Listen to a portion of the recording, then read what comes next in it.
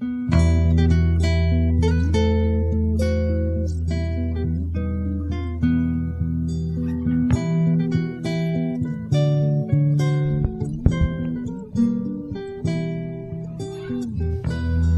everybody's excited, new Harry Potter covers are on the way. At least some people are. This is MuggleCast episode 262 for February 27th, 2013.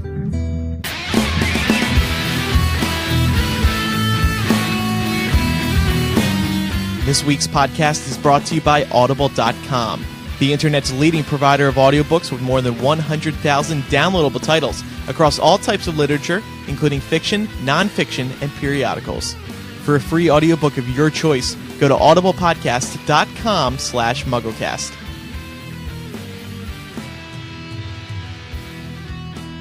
Welcome to MuggleCast episode 262. It's a two-man show this month. We are without our fearless host and leader. Andrew is off enjoying himself and attending to other responsibilities at the Oscars. Yes. Which is a pretty big deal. It's a big deal. So it's just Eric and myself here for this particular episode.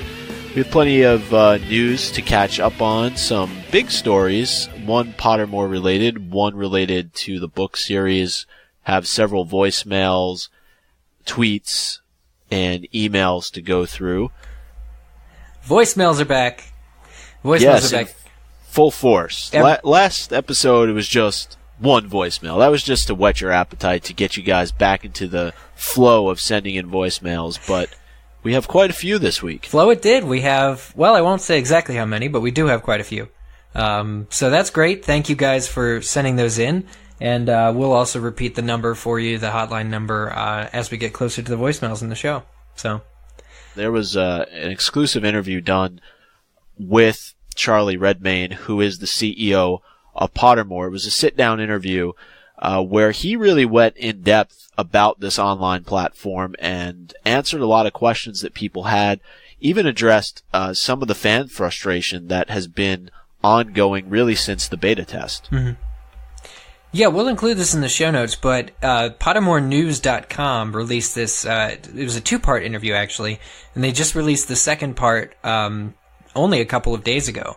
But I thought it was really insightful, and I always like hearing from the CEO of Pottermore because he's, very passionate about it, and but he's also open and honest about where they want to go and what they want to do. Yeah, and for people who are wondering, will this content stay solely on Pottermore, or will it be seen in book form? He answered by saying that Pottermore is going to evolve into a range of different digital platforms for people to spend time in, and J.K. Rowling's content will appear in all of that. He mentions the Book of Spells as being one of those additional platforms in the integration with Sony and PlayStation. And he thinks that you're going to see Pottermore on many different platforms, not just on the internet. And they're going to show the content using the functionalities of many different devices that are available to make it the best possible experience for all of us. I wonder if I can get it in the shower. Oh. A couple years. Do you have a TV in your shower? No, but eventually I wonder if they'll sell, shower doors that have Pottermore on it.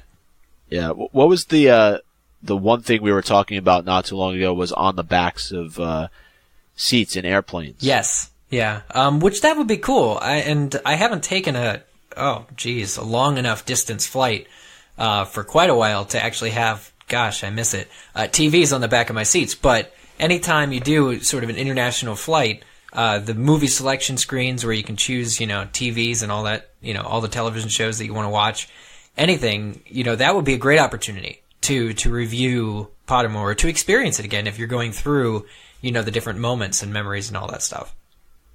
Yeah. Well, I actually just took about a 3.5-hour flight to and from Houston for work over the last week, and you need to fly JetBlue more, Eric, because you get TVs in the back of your seat. It doesn't matter if you're traveling domestically or internationally. This show is brought to you by JetBlue.com. Well, no. What it is, Micah, you're brought to us by JetBlue.com. Oh, okay. Is that what it is? Yeah, you're brought to us there. But Really, just to Houston, you had TVs on the back of the seat. Yeah, it doesn't matter if you're taking an hour and a half flight to Chicago or a 3.5 hour flight to Texas, or you're going all the way out to the West Coast, you get TV. I'm just gotta ask now, how many seats were there across an aisle? Like, how big was the plane? How wide was the plane?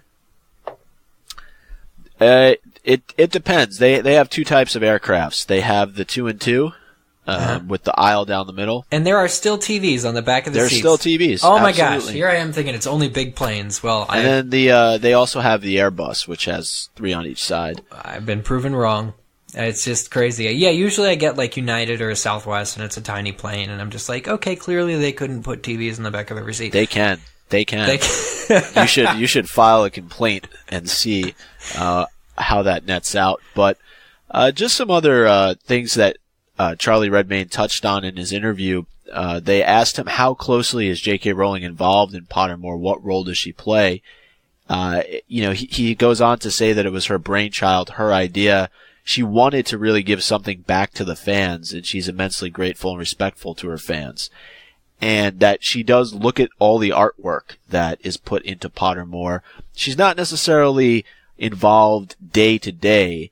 That's more of the Pottermore team that has been hired. And he does mention the fact that he has gone out and hired some of the best digital, technical folk, in the business to help with this. I'm assuming most of them, are Harry Potter fans. Redmayne says that he, is a parent, and he's read the first couple of books to his children, who have then gone on to read the remaining by themselves. But he himself, I guess, one would hope that he has become a fan and is in a way forced to read the series, but he's not somebody who has read it previously, which I think you don't necessarily need. I mean, it's somebody who's coming in with a fresh perspective as well. Yeah, very much so. No, I love to see how Harry Potter continues to affect people and adults. People who are CEOs of this company, for instance, they reached out to him, and he's probably read the books, at least since, that happened. And it's just really cool to see that the books are being celebrated by people who care about them. And it really wouldn't be any other way, though, because there's so many people that this has affected, and there's so many people, who want to see more content, want to see this happen, that I'm so thrilled to read that the team is experienced, and, I'm sure they're all Harry Potter fans. Yeah. And he notes that that's what he considers to be his greatest accomplishment, as CEO of Pottermore, is hiring some of the smartest people in digital publishing. And he notes also that there were some serious challenges in terms of getting the site live, which we've spoke about on this show pretty extensively. Yeah. And more importantly, getting it out of beta. That site was in beta for a very long time, and it was frustrating a lot of people out there who weren't in that 1 million group. Mm-hmm. Yeah, and he talked about again in this interview, some expansions for Pottermore, not only into new areas, but also the shop. And he mentioned actually something interesting about feedback that he's gotten, and he said that feedback on the shop in particular has exceeded his expectations. And from the publishing industry perspective, the Pottermore shop, this is him speaking, is seen as something that has broken the mold and really changed publishing. So that's very cool. Now, is it true? I mean, I think you can still get the ebooks exclusively from the Pottermore shop. Is that correct? Yeah, I believe so. Okay. So that's really cool. I think that's still pretty cool, and I like that we were sort of the first, or that Pottermore, Potter really did that. I think it's really cool. Yeah, and also expanding into other languages, not only for the website, but in ebook format as well, which is important because we know the fact that this is a global phenomenon. It's a huge scope that it reaches, and so for it to be available moving forward in multiple languages is only going to help the growth of Pottermore. And he went on to say, we'll be seeing more content to engage with, and new developments with the site, more books rolling out, and he goes on to say, hope we are getting faster and better at doing that. I think that some of the feedback we got on the last rollout was that it was great and people got it before Christmas, and they weren't necessarily expecting that. And for the critics out there, which there have been many, including us at times on the show, he said that he realizes that Pottermore is not for everyone, but ultimately what it was always meant to be was J.K. Rowling giving something back to her fans. Running a website that has so many millions of people using it for free is an immensely expensive undertaking, and I hope it does have value, because it's certainly something that J.K. Rowling is investing a huge amount of time and money in, making sure it happens. Nothing like this has ever been done before, and it's really a groundbreaking adventure. So that's something also to think about. We realize how much money J.K. Rowling does in fact have, because we've seen stories about it over and over. But one of the things, and I didn't even think of this, and in a way I feel ashamed, the fact that she is putting her own dime into this, and that, all those people who are working there are being paid by her. That's got to be so cool to see on your paycheck from J.K. Rowling. But yeah, that's just, it's got to be cool to work for Pottermore. I'll do an internship for Pottermore if they ask. There you go. And then you could go to the studio tour. There you go. So as many times as you want. It's a plan. We are going to continue with the news in just a moment, but first, it is time to remind you that today's episode is brought to you by Audible.com, the internet's leading provider of audiobooks with more than 100,000 downloadable titles across all types of literature and featuring audio versions of many New York Times bestsellers. For our listeners, Audible is offering a free audiobook to give you a chance to try out their great service. One audiobook to consider is Divergent by Veronica Roth. Now, I get lots of questions, since we do this podcast and we do a couple others. People ask us, well, what should I read next? What is next? What is the next big thing? Of course, there was Twilight, there was The Hunger Games, and the next big thing, I'm going to let you in on the secret right now. Some of you know this already, because it's already kind of becoming the next big thing. It is Divergent by Veronica Roth. It is a trilogy, even though only 2 of the 3 books are out right now. The third one is due out this year. The second one is called Insurgent. The first one is called Divergent. It is a dystopian novel. I actually just finished reading it the other day. You can listen to it, just like you do a podcast, for absolutely free, by visiting audiblepodcast.com/MuggleCast. Do a search for Divergent. You will see the book there. People really enjoy the book, and people do believe it's going to be the next big thing. There is a movie they haven't started shooting yet, but they are going to start shooting soon. The studio just announced the other day that Kate Winslet is going to be in the movie. We don't know who she's going to play yet. There's some guesses, but Summit has not announced yet who she's going to play. So, and by the way, Shailene Woodley is going to have the lead role as Triss. This book follows a girl in the lead character slot. So again, go to audiblepodcast.com/MuggleCast, type in Divergent, type in 50 Shades of Grey, type in whatever you want. Whatever book you want to read, visit audiblepodcast.com/MuggleCast. Chances are you're going to find it. They have, like I said, over 100,000 downloadable titles, and many, many, many books you are going to love listening to, just like you do this podcast, are available there on Audible. And we thank Audible for their support of the show. Well, speaking of J.K. Rowling, it was announced not too long ago that Scholastic is planning to release 15th anniversary paperback covers. Wow. And this is going to be a recurring theme, I feel like. All 7 Harry Potter books are coming this year, I think. Which is awesome, because normally what we would anticipate would have just been for Sorcerer's Stone, right? Right, because they did a 10th anniversary Sorcerer's Stone. Scholastic did this cover. Right, and I have that. You do have. I was going to say I don't know anybody besides my girlfriend that has it, but you do have it, and I do have it. Is it him on the train platform? I forget. Let me go to the bookshelf. Micah goes to his bookshelf. Do we have music to play during this? Sure. I'm sure I can find something in production. All right, I got it. Never mind. It's actually him staring into the mirror of Erised. Oh, okay, right. Okay, sure. But there is another drawing, I think, that was new. It's of Hagrid taking the first years across the lake to Hogwarts, and I think that was by Mary Grand Prix. Is that on the back of the book, or? It's just before the title page. Oh, interesting. I don't know that I knew that existed, actually. Yeah. But I do think that in that case, the 10th anniversary, I'm fairly certain that was designed by Mary Grand Prix.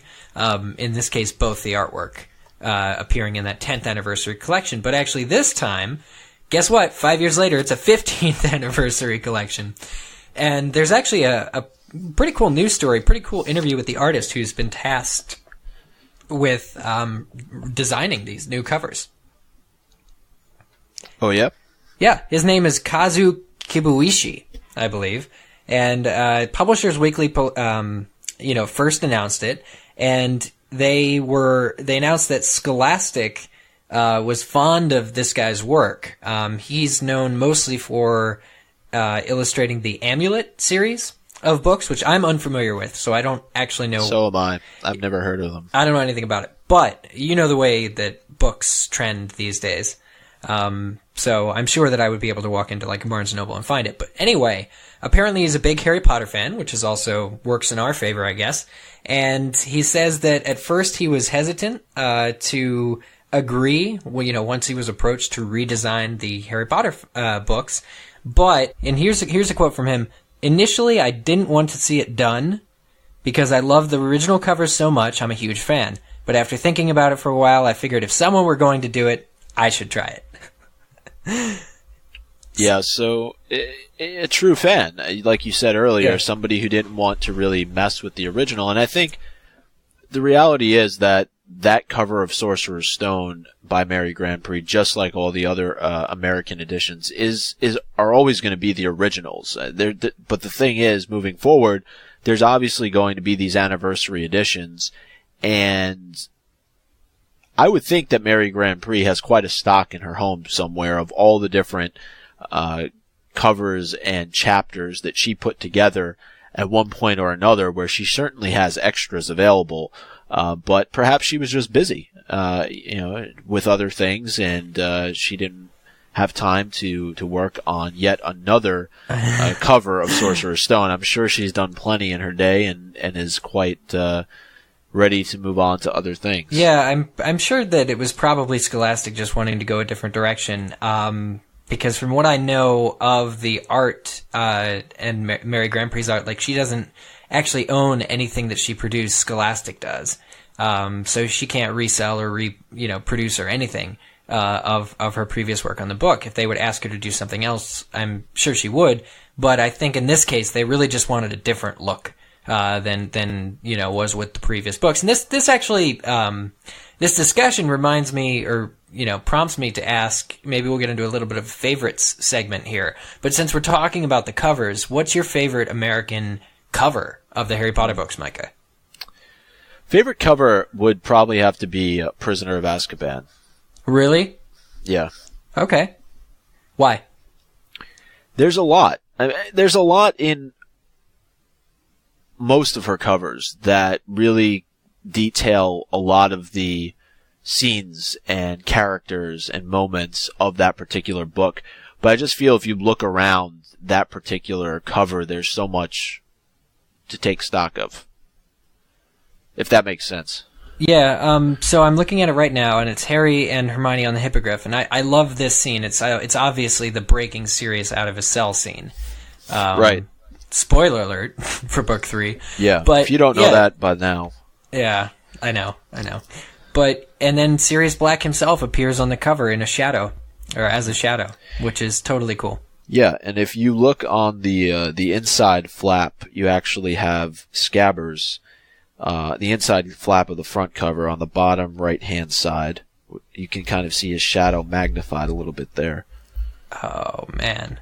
That's I don't have an inside cover because I have the paperback. Oh, okay. So I'm talking about the are the hardcover and the paperback different? Well, no. I just think anything that would go over like a flap doesn't exist in the paperback because it's not the book that cover. Makes so sense. yeah, well, so there are also those deluxe editions that they did a couple years ago for the last 2 books where I think book 7 is the Antipodean Opali flying across the countryside. And right. I'm trying to remember what book 6 is. I think it's outside of the Gaunt House. Yes, and which is a cool one too, by the way. That's really cool. And then even the book 5 one is cool. I'm fairly certain it's Grimmauld Place, like from the outside. But and then the front cover of the book is him in the Department of Mysteries. But so it's going to be interesting. We're juggling around at different covers because the cover I actually have for Half-Blood Prince, I'm looking at it right now, is Dumbledore and Harry inside the cave. I'm talking about the deluxe edition. Oh, the deluxe edition. Okay. Yeah, I was talking about the deluxe covers. But yeah, I believe that is the deluxe cover for Half-Blood Prince, is the one just outside the Gaunt home. You're right. And that is really cool. I think I would like to own that or print of that, or maybe I'll just go get to used bookstore and then take the cover off the book and then frame it. Yep. But just you look around a little bit, finishing up the Prisoner of Azkaban cover here. You have prongs on the inside back flap, and then on the back cover is the Whomping Willow, Crookshanks, what looks to be Lupin in werewolf form, and then a Dementor creepily hanging over one of the porches. Porch is not the right word, but I'm going to call it a porch for right now. I just opened up the full thing. Yeah, man, this is cool. I just found this. I did a Google search for Prisoner of Azkaban U.S. full cover. Yeah, and so I'm able to see I guess it's the Whomping Willow and Scabbers and all that. That's really cool. Now, I just looked up Amulet by Kazu and Kabuishi. Yeah, and what's interesting is he's actually a comic book artist. It looks like, and he works for Scholastic, so that might be the tie-in there as to why they decided to bring him on. But we did actually, get the cover for Sorcerer's Stone, and I was just wondering, Eric, what did you think about this cover inside Diagon Alley, Hagrid and Harry walking along? It's a little bit of a different spin from the original and the 10th anniversary. It is. It is more comic booky. Now that you mention it, I really do like it.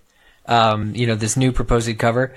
Whether or not I'm going to buy these books is different, only because I have the U.S. versions and the U.K. versions, adult and child. Right. And same here. I believe in several copies. So I don't know at this point, because they've only released the cover for the first book. And it's not even like it depends on how good the images is. I may or may not buy this book. But for new users, for new readers too, I think that this will be very fresh looking, and more in touch with what they're used to seeing too. And not to say anything against the Mary Grand Prix version, but this Diagon Alley scene, that is being portrayed in this new cover is a lot more, I think, appropriate for the first book, because it's an introduction into the magical world. And, when Hagrid takes Harry to Diagon Alley, that's his introduction to the magical world. Whereas on the, previous US book cover, I think it's him playing Quidditch.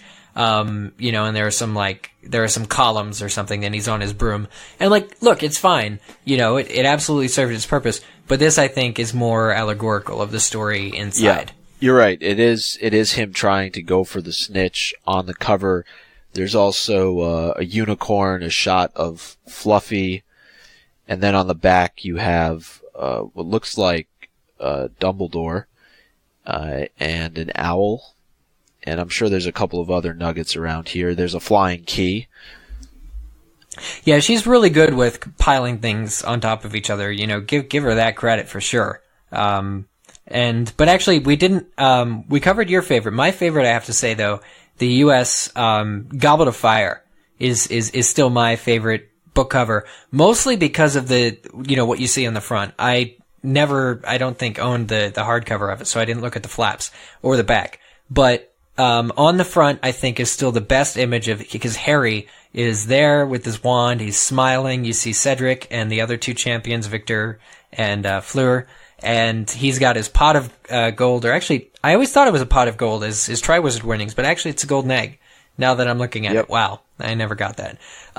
I just think this is a best drawing and a lot Harry. of different creatures. The look of joy. Yeah, the look of joy on is on his face. And in the back, which I've also pulled the back cover, you see a dragon actually. The Hungarian horntail, I presume, is the entire length of the cover. Maybe is that what do you think is in the lower left? Micah, besides the dragon, I think you see its eye and it has like two antennae, I want to say. Do you see what I'm talking about? Yeah, I wondered if they worked in some of the Magical creatures into this cover, just because there seems to be a lot of weird-looking creatures on this cover. Yeah. And then, Madame Maxime's carriage in the back being towed by the horse, or the horse is towing. Right. And of course the goblet itself. Which looks like it's being put through the brush there by Fake Moody, I would guess. Or is it perhaps... No, hold on. I think that's Harry's outstretched arm grabbing the cup. That's what it is. He's If you look, his arm actually goes over the spine and through the bush and grabs the cup. Oh, I think that's Victor Crumb. Victor Crumb's arm. You know what I'm saying? All right. Well, maybe it's Moody. Maybe that's Moody. We don't mean to get into too much analysis here, but yeah, sorry, I can't believe it's episode 262. Broken down the covers on the show. It's episode 262, and we haven't talked about that. I mean, well, no, I think we'll always find stuff to talk about, by the way. But we did talk about book 7 when that was released, obviously, because that was huge. Absolutely. But yeah, in terms of the other covers, I guess I never realized how intricate this stuff was. But yeah, like I'm excited to see the upcoming book covers, and the thing is, like, I'm glad they're releasing them all at once. They only previewed the first book, but the fact that all the books on the shelves of Harry Potter are going to be seen new is refreshing, because otherwise we'd have to wait, a year until the next one, a year until the next one, a year until the next one, then 3 years, then 2 years, and it would be just kind of like, oh, come on already. But yeah, they're celebrating 15 years of Potter. It's pretty cool. Absolutely. And we did ask on Twitter what people would like to see these 15th anniversary covers look like for the different books. Obviously, we've seen Sorcerer's Stone, Eric, as you pointed out, but we did get some responses. It's not nostalgic. That's a cool Twitter name. Said, for Order of the Phoenix, it should definitely be Harry and company flying to the Ministry to quote-unquote save Sirius. Energizer 1 said, I'd love to see a shot of the Weasley's joke shop on book 6, maybe even the Vanishing Cabinet. How could you see a Vanishing Cabinet? Wondrous Watson, I would love to see Harry and Ron crashing into the barrier for Chamber of Secrets. That would be a cool cover. That would be epic. Amity Hufflepuff says, maybe the Yule Ball for Goblet of Fire. I wish I could have gone to it. And Murose 15, Harry fighting the Basilisk. It would bring in new readers. Who wouldn't buy a book that had a 12-year-old fighting a huge snake? Who wouldn't? That's a good question. Who indeed? Right. Who indeed would not? Well, as mentioned at the top of the show, we do have several voicemails that you guys sent in that we want to go through. And so we'll play the first one right now. Okay. And our first one comes from Simone. Hey, MuggleCast. This is Simone. I was calling with a question. Personally, I really enjoyed the extended editions of the first 2 movies. There wasn't a ton of content, but it was still interesting. Do you think we'll ever see extended versions of the other movies? I think Warner Bros. Has displayed a lot of creativity and ways to try to get us to spend money. And I have to say, I would definitely shell out for this. Thanks a lot. Love the show. Keep it up. Bye. So Simone asks if there will be if we think there will be extended editions to the later Harry Potter films. And I assume that means versions with, deleted scenes and all that put back in, the way that the Ultimate Editions did for the first 2 Harry Potter films.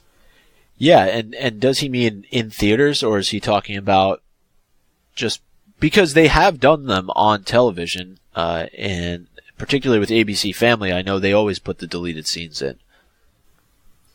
Mm-hmm. Yeah, and show the extended versions. I assume he means home video. But just thinking about it, I feel like the deleted scenes, like as the films went on, the scripts changed, like the way that they wrote the film changed. So it became less about, we have to capture this scene from the book on film than we have to tell the story. And so what I mean to say is that a lot of the deleted scenes that you do see on the DVDs and the Blu-rays and the features and stuff tend to be, I want to say extraneous, or they kind of go different directions, and they would confuse the narrative if inserted. Unlike the first two films, which are really just, very faithful to the books in the right order, and it's like completely new scenes. So my argument would be that the films kind of changed the way that they were created, and therefore there couldn't be extended editions, because they knew pretty much what scenes they wanted to keep, and they knew fairly early that Dobby wouldn't be coming back in films, and Dumbledore wouldn't have a funeral, and all that stuff, so they never filmed it, so they really wouldn't be able to put something like that back into a film. Yeah, and I think we've seen deleted scenes from later films, and some we've questioned and said, yeah, that would be great if it was included. Others have just not fit, and that's exactly why they didn't make the final cut, is that they don't fit. And so I agree with you. A lot of the deleted scenes, specifically from Sorcerer's Stone and Chamber of Secrets, flow extremely well, and I think a lot of that has to do with loyalty to the books. Whereas as we've gone forward in the series, what's happened is, because of the size of the books, it's been pretty difficult to not deviate from going literally chapter by chapter in the movie. And so, just from a flow issue, I don't know if it would necessarily work, but I would, at the end of the day, like to see something that has all of the extra content, maybe even some things that we haven't seen that are still lying on the cutting room floor somewhere at Leavesden Studios, put together and, allow us to watch it consecutively. Yeah, very much so. And the next voicemail comes from Zoe. Hi, I'm Zoe, and I'm 14, and I'm from Maryland, and I just wanted to know what you guys think about fan fiction. Do you think it's cool or derogatory, or do you just want to read it? I know you have a fan fiction on MuggleNet, and I just wanted to know your thoughts. By the way, I'm a huge fan, and I'm really glad that Selena joined, because I also listen to One School, and she's great there too. So, thanks, guys. Bye. So we have a Selena fan, and Zoe, thank you for submitting your question. I don't think we've been asked this before. Maybe we have. But Micah, what do you think about fan fiction? Well, I'll answer the other part of her question, which was, do I read it? And the answer is no. And that doesn't mean that I would dislike it, or I think that it's stupid, or any of those types of things. I think it certainly has a purpose. I think it shows a lot of the creativity in many cases that our listeners and that the fan community as a whole can demonstrate. That's just one of those areas. You talk about Wizard Rock or Quidditch or podcasting. I feel as if fan fiction and the writing element of it, fan art, it all kind of flows together and it works kind of in synergy with other things. And so I think it just demonstrates the imagination and the creativity of the people who are a part of this fan community. Yeah, I would agree, and I think that all writing is exercise, and having the ability to write news stories with established characters, it's kind of easier in some ways, but also it just allows you to it fuels your passion for writing. It builds your muscles for writing, and also allows you to explore those characters that other people know and love so well, that you know and love so well in new venues. So I think it's actually interesting, but I can't say I've read. Yeah, and sure, we all know there are things out there that are interesting, to say the least. Yeah, but I think that's all obscure. Part of it. Yeah, no, I think so too. So thank you again, Zoe, for sending in that question. And next we go to Matt. Hello, MuggleCast. This is Matt, calling from Nashville, Tennessee again. I really appreciate you guys listening to my voicemail on the last podcast, even if I was the only one submitted. My next question is, and this one is not quite as deep, have any of you noticed the music that plays when Hagrid introduces Harry to Diagon Alley and the Sorcerer's Stone film is not on the movie soundtrack? Just something I've always wondered about. Do any of you know why that is? Thanks so much, and take care, guys. Appreciate it. So this one's interesting. Matt was helpful enough and gracious enough to grace us with another voicemail. This time, it's about that soundtrack. Do you know what moment he's talking about, Micah? I'm guessing when Hagrid taps the bricks and it opens to Diagon Alley. What is the music there? Is it like do-do-do, do-do-do, do-do-do, or is that the Great Hall? No, I think that's right. I actually watched Sorcerer's Stone. It's been on HBO quite a few times the last couple of weeks. And I did watch it, and I did see that scene in particular, but I don't recall off the top of my head what music is playing. And I actually confess I don't own any of the soundtracks to the films, so I'd have to defer to somebody who does. Yeah, I have 2 and I have 3, and I think I have 5. Soundtrack-wise, but I don't have the first one. The first one was interesting because even though it's John Williams, it always felt like it was sort of selections from the soundtrack more than it was sort of every theme present. So that might go, and sort of reinforce what Matt asked. But I wonder if it's really just not part of another track.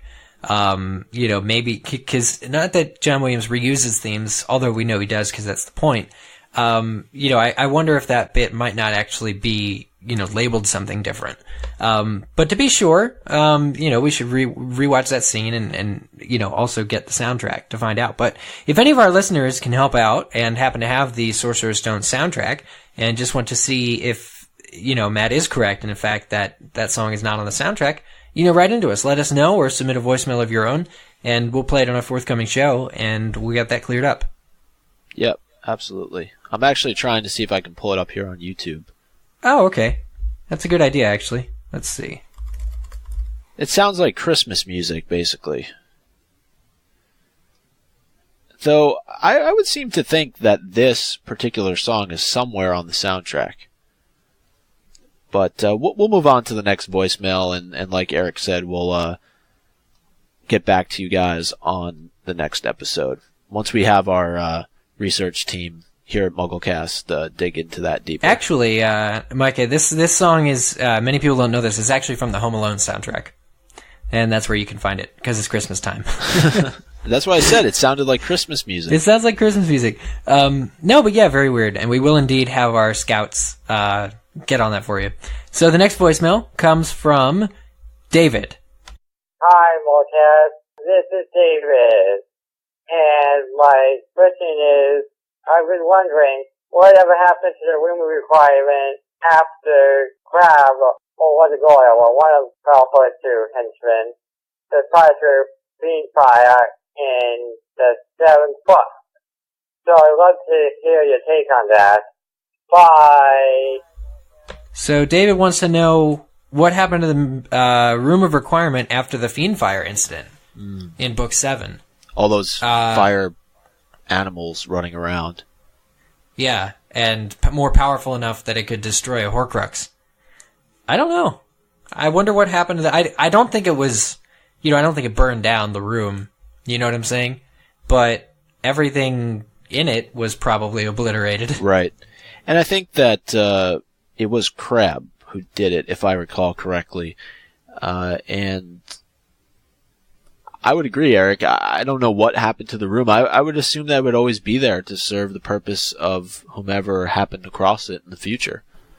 It's kind of like that tree falling in the woods thing. Like if nobody's in the room of requirement, is it still like on fire and burning? Or what would happen to the next guy who just needs a toilet, right, or a chamber pot? Well, and he goes in and the door opens. What's interesting about it is, I feel like there is the room of requirement default, which is what we see with the Vanishing Cabinet, and then when Harry, Ron, and Hermione go into it in Deathly Hallows to destroy the Horcrux, and then there's the version of it when they need it to practice for Dumbledore's army.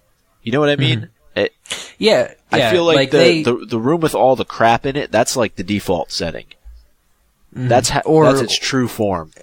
I'm sure it's well, I wonder if its true form wouldn't be emptier, although that's a movieism because in the books it's actually got like bookshelves of defensive spell work and all sorts of other stuff that they use it to practice in. But yeah, Harry's specific line to the Room of Requirement when he finds or when he wants to hide the diadem, is it or something, he says, I need a place to hide my book. There it is, the Half-Blood Prince book that he needs to hide. I need a place to hide my book, and then that appears.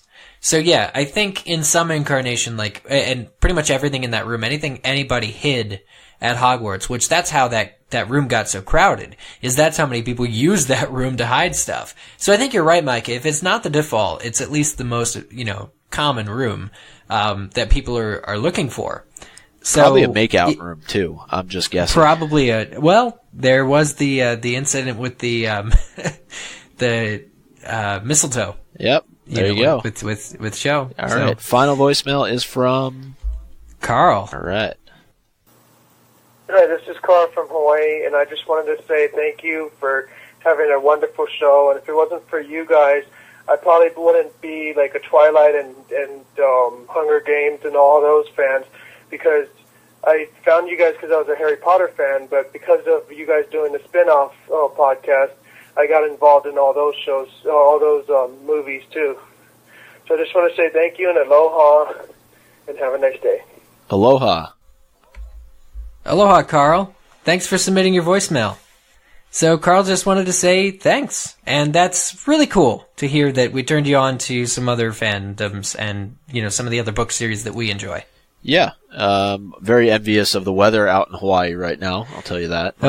What is it? Do you have it pulled up? No, but we are you one of those guys who always had the weather app? No, but I guarantee you it's much nicer in Hawaii than it is right now in New York. But anyway, I always like hearing those types of voicemails or emails or tweets because I think Potter introduced all of us to a lot of different things as well. We talk about our other projects, our other podcasts, our other interests really, and it was kind of a gateway to doing a lot of what we all do right now. Very much so, and just to answer your question, it is 80 degrees in Hawaii right now. Nice. So I'm sure that Carl is much warmer than we are in New York and Chicago. Probably enjoying some iced tea right now. Why not? But that's it for the voicemails. Eric, how can people submit voicemails just like these 5 listeners did for this show? So voicemails can be submitted to us. It's basically just like calling us on the phone. And the MuggleCast hotline number has changed, so if you listen to some of our older episodes, you'll hear a different number. The current number is area code 323-984-8547. So definitely give us a call. You can leave comments, feedback, or ask us questions, and they can be about anything. They can be about the books. They can be about fan fiction. Literally anything, and we will continue to play them on the episodes that we air. Awesome. So thanks to everybody who sent those voicemails in, and we'll now go over to the hard-written copy. Still electronic, but not as tech-savvy, shall we say, with our Muggle Mail submissions for this week. And Eric, I think you mind taking the first one? Yeah, no problem. First one is from Izzy of Bethel, Maine, age 10, which is really exciting. Izzy says, "Hey, MuggleCast, I've only been listening to you for 2 days, but I absolutely love you guys. I was wondering, how do you think the story would change if Dumbledore didn't die? Thanks." Sometimes it's the simple questions, and that's why I put Izzy's email in here. A very good question for a 10-year-old, by the way. Yeah, I think so too. What if Dumbledore didn't die? Well, I don't know. It's hard to imagine because J.K. Rowling kind of has a killing people thing, and it was really important for her. Well, it's important for Harry to grow by no longer having any mentors to look up to. That's why Sirius died, Dumbledore, the following year, and all those people, the year after. So I don't know if it would have an effect on Harry's growth. As realizing that it really, really will come down to just him and Voldemort. I guess the absence of Dumbledore really helped him learn that. But I also think that if Dumbledore hadn't died, maybe we would have gotten more insight into the Order and Harry's parents and all that stuff. Because after Book 5, actually, as of Book 6 even, Harry's relationship with Dumbledore is very good. And, Dumbledore is able to call him in for those special lessons about the Horcruxes and everything like that. It's wonderful to read, and I really feel like Book 7 would have been a lot more comfortable for everybody if Dumbledore were still alive. Right. It definitely would have altered Snape, I think, and his character path, because clearly there needed to be that moment where Snape proved himself loyal to Voldemort, and there was no better way to do that than by killing Dumbledore. So it would be weird to see how that all played out if Dumbledore, in fact, had lived through Book 6. And I just think we also wouldn't have gotten the same amount of insight into his life that we did in Book 7. Right, with the life and lies of Albus Dumbledore. Yeah, so we learned a lot about his family, his brother, his sister, his parents, as well as his relationship with Grindelwald and their quest for power. So, we learned all that without him being there. So it completely changes the course of Deathly Hallows, and it'd be an interesting question to ask J.K. Rowling. Did she ever consider, having that Obi-Wan type figure live through, the end of the series? I wonder who would have appeared to Harry at King's Cross if Dumbledore hadn't died. Probably his parents. Dobby. No. Harry Potter! What was so weird is I just watched The Woman in Black for the first time.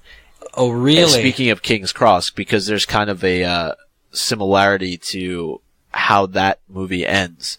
I never thought of that before, but you're right. Yeah, so anyway, we won't spoil that movie for you, but next email comes from Josh, 23, of Wilmington, North Carolina, and he writes in about the wand discussion we had on last week's episode.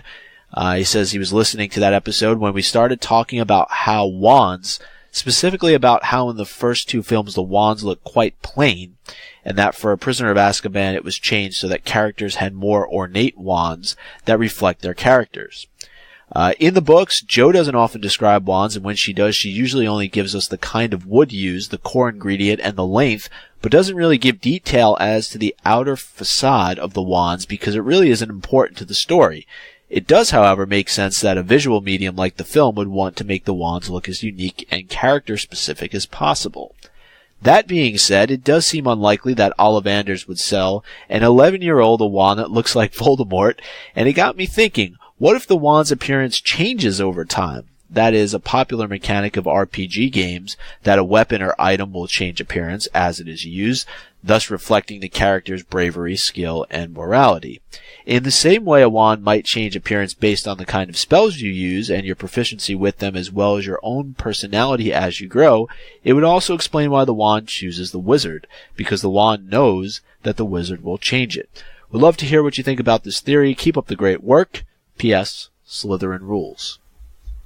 Well, thank you for that email, Josh. Cool. I think that's pretty insightful. Yeah. Never thought of something like wands changing over time. That is pretty cool. Yeah, definitely. And I think that, to his point, we all play RPGs or have at one point. And so, there is something to be said for the weapons that you choose kind of maturing. Or I don't know if that's the right word, but and over time. And reflecting. Yeah.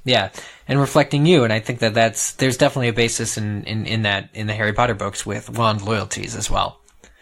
So overall, very cool.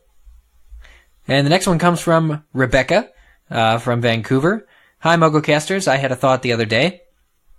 If Harry's mom hadn't died to save Harry, and Voldemort just killed his parents without Lily having the chance to be a martyr, then how do you think Dumbledore would have finished off Voldemort?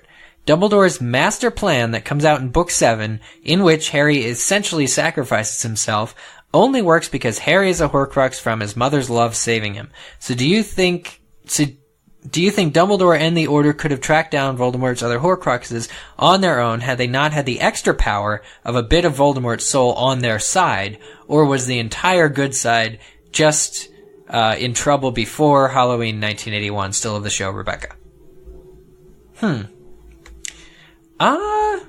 That's interesting. I wonder if Lily's love wasn't what caused the Horcrux to happen. I wonder if, in fact, it was just that the prophecy was fated to fail, for Voldemort to fail. That whoever he chose, for whatever reason, would end up, something would backfire and then that person would be fated to defeat him. Yeah, but I think the issue here is that if Lily died just normally, without stepping in front of Harry, Harry would have died as well, and Voldemort would have sustained. So, I guess what Rebecca is asking then is, what would Dumbledore's plan have been after all of the Potters were dead? And what would the Order's plan have been? Would they have been able to track down these Horcruxes? The thing is, Dumbledore doesn't really have a clue as to what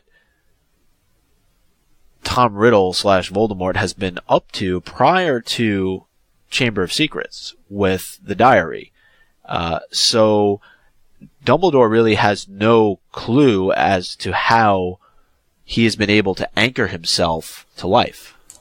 That's a good point. That's actually a really good point. It's probably burning Dumbledore for like 12 years then. Right. How did he survive? This, that, the other thing. So yes, they would have been screwed. To answer your question, Rebecca, sorry we couldn't do any better than that. But the next email is from Cat19 from Sydney, Australia, and she says, "Hey, so I'm listening to episode 239, and I've decided that you should, in parentheses, be outrageous and break some rules, and do an episode where you make a Pottermore account and be sorted and debate out the questions and see what house MuggleCast is in, what wand you cumulatively get. Kind of because I think that would be cool. Kind of because it could be interesting to hear you debate the questions. I don't know. I would enjoy it. Anyway, just as a side note, I'm in love with 78, actual best episode ever. It's my go-to episode whenever I'm doing something tedious and want a podcast. It's 78. As another side note, when I first started listening to you guys, circa episode 1, I was too little for my own computer or iPod and used to burn episodes on CDs and listen to them on my sister's old Walkman. Sad, wow. Sad. Well, I guess hopefully this happens for me. I'm looking at the episode description from episode 78 because I have to say this is not one of those show numbers that sticks out to me. And according to the show notes, Jamie is back. Okay. We have a Fawkes character discussion, and at the end of it, there's an interview with Joe Fulton of MillionairePlayboy.com about the latest Order of the Phoenix toy news. So not much would indicate that that's a good episode, but it must be because Jamie came back. A standout episode, yes, but it must be because Jamie came back. All right. So that's great. We should have Jamie back on soon, I think. Absolutely. On one of our newest He's back episodes. from his travels throughout Africa. Yes, which is true. That is true. We're not making that up. Yeah, we're totally not making that up. All right. So the next couple of emails that we have are chicken soup-ish. Eric. And I'll take the first one. Ahead. First one's from Luke, 33 of Illinois. The subject is encouragement. MuggleCast, my name is Luke, and in the past 6 months, I have gone through some very hard times with my life, dealing with career issues and family issues. It's been very difficult, and to help deal with the stress and help get through each day, I've been going on long runs while listening to all the old MuggleCast episodes in reverse order, which is interesting. Honestly, it's the one thing that's given me some joy and laughter in each day, and gives me something to look forward to while navigating a difficult time in my life. I found a lot of comfort in those minutes of listening to you guys talk about Potter and joke around. It's been a real lifesaver for me. I just wanted you to know that your hard work and fun have really helped a complete stranger get through a very hard time in life. Thanks for your work. I really appreciate it and will always be listening and running. Nice. Very nice. Thank you, Luke. So Luke knows all the secret codes by playing our episodes in reverse order that we've put out there over the course of the last 7+ years. Shh, Micah, it's supposed to remain a secret. Nobody's supposed to know that if you play the entire 500 hours of the show backwards, you get Mozart's, 10th Symphony. It's true. The next email comes from Christine21 of Paris, and she says, "Thank you, dear MuggleCasters. From listening to your show for the last 6 years, I know you must get a lot of similar messages, but I still wanted to write in to tell you how much I appreciate MuggleCast. I come from South Africa, but I have been living in Paris for the last 6 months by myself. And while Paris is definitely a nice place to be, I often get homesick, and then I find it really comforting to listen to old episodes of your show. When I first started listening to your show all those years ago, it felt wonderful to finally find people who knew all sorts of geeky facts about Harry Potter and like to talk about it. Just like me, and it still feels that way today. So thank you." Well, thank you, Very Christine. Cool. Yeah, thanks, Christine. We're happy that we can anchor you back to home. And the next email, and the final email comes from Lane, age 30, from Australia. "Hi, MuggleCasters. I'm from Queensland, Australia, and we recently had a series of floods caused by a tropical cyclone." Why anybody would live in Australia is beyond me. Cyclones. "One of the worst areas hit was the Bay of Bundaberg, which is approximately 289 miles north of the capital of Brisbane, where I live. I work for the state government, and I am part of a team that will assist when a natural disaster occurs. Part of the job that we do is assist in the granting of a monetary amount that is offered by the government, and while doing this, we hear their stories. Some of these people have lost everything, and you cannot but help be affected by it all.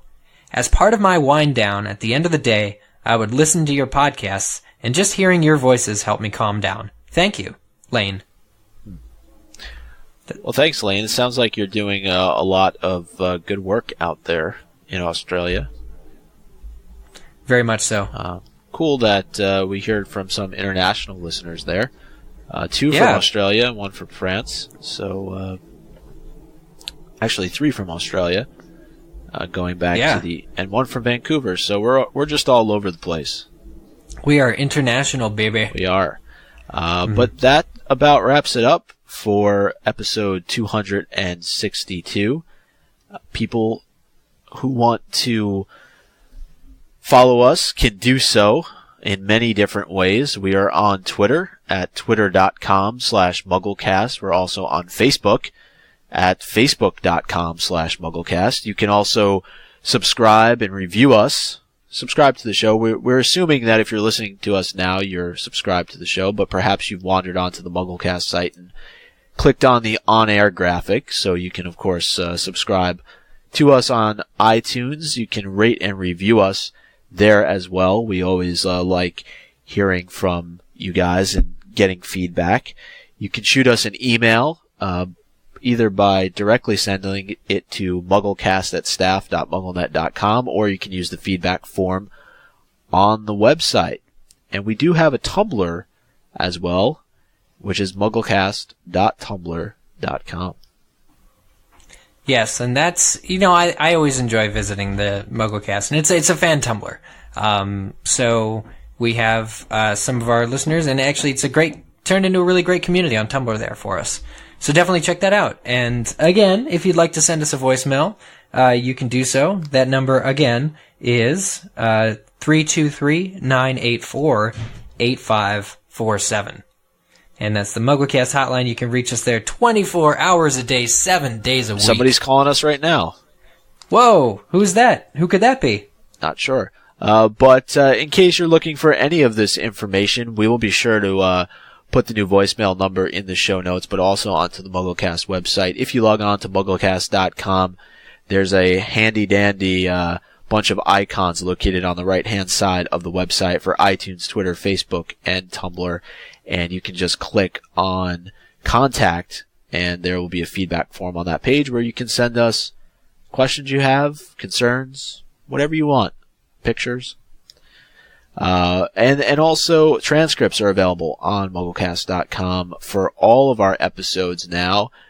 May just have one or two that need to be posted, but it is pretty up to date. So if you choose to read our show instead of listen to our show, or do both, you can check out the transcript section. There's also a section on the site. We don't talk much about this over the course of the last couple of episodes, but we do have a Wall of Fame section where we put notable episodes onto our website in a nice little list for you guys to check out. There's about 10 to 15 episodes, maybe a little bit more than that actually, looking at it now, possibly 20 out of the 250 plus episodes that we've done, sort of the ones that have stood out to us and stood out for the fans. And if you have one that you think warrants being on the Wall of Fame, let us know and we'll put it up there. Such as Kat from Sydney, Australia, who says episode 78. The Return of Jamie. Oh, okay. But I think that about wraps it up for this episode of MuggleCast. Right, Eric? Yeah, we'll see you in the next month. Well, that does it for episode 262 of MuggleCast. We will see you next time for episode 263. In the month of March. I'm Mike Tannenbaum. And I'm Eric Skull. See ya. See ya.